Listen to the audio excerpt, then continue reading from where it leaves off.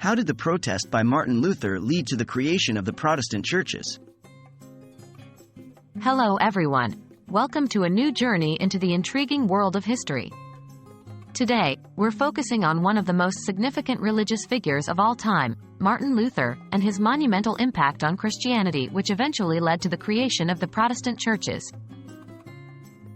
Who was Martin Luther? Martin Luther was a German theologian, professor, and monk in the 16th century. Born in 1483, Luther dedicated his life to understanding the scriptures and religious teachings. However, his critical mind led him to question some of the practices of the Roman Catholic Church, the dominating religious institution of his time. What did Martin Luther protest against? The defining moment came in 1517 when Martin Luther penned his 95 Theses. This was a list of arguments against practices of the Catholic Church, specifically the sale of indulgences. Indulgences were essentially pardons that people could buy to reduce punishment for sins. Luther strongly believed this was not only corrupt, but also a manipulation of the faithful's understanding of God's forgiveness. How did Martin Luther's protest unfold?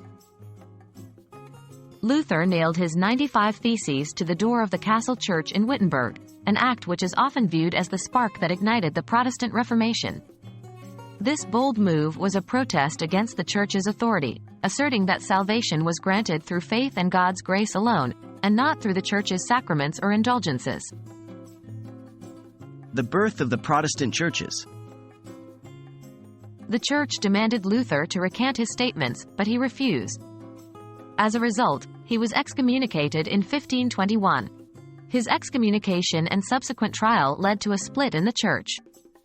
His followers, known as Protestants, began to establish their own churches, thus birthing what we know today as Protestant churches.